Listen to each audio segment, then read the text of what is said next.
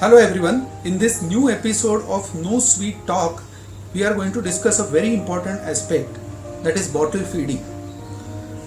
Bottle feeding is an important aspect in early childhood development because it has detrimental effects not only on teeth but on the general health status of a child. Does that mean milk is bad? No.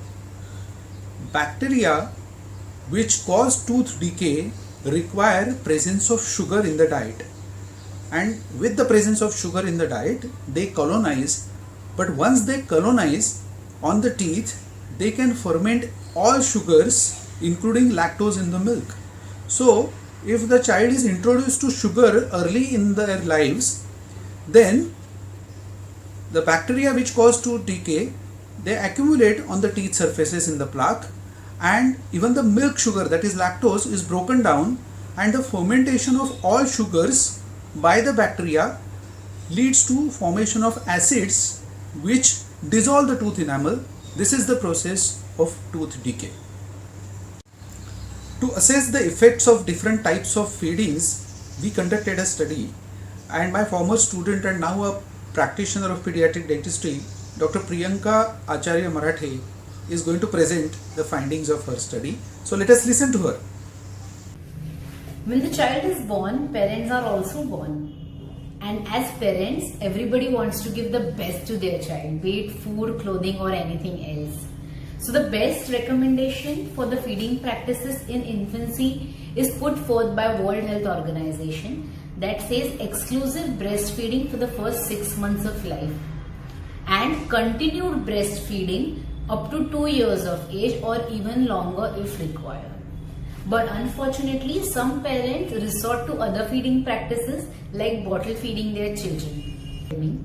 As we observed that children who are bottle fed in the first year of their life develop more dental decay and general health ailments.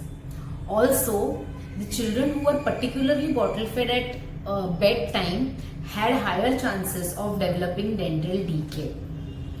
We also observed that children who had dental decay and who were bottle fed also developed health ailments like respiratory infections, anemia, and had delayed developmental milestones. One fascinating finding that we found out was about breastfeeding, which showed that continued breastfeeding for the first year of life had protective benefits on the general health of the child, which shows that the breastfeeding is definitely an optimal way to feed the baby.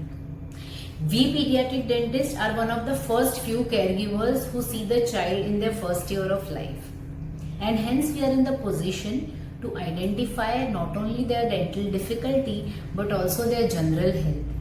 Yes, hence counseling is required, which was exactly one of the part of our study where we had counseled the mothers with a technique called as motivational interviewing, and 80% of the mothers could successfully give up on the habit of bottle feeding their child within first month itself.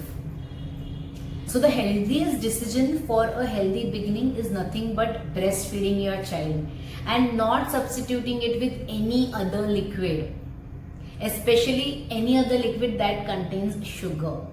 For this research, she had won an international award at the Academy of Pediatric Dentistry Global Summit on Early Childhood Caries about 2 years ago.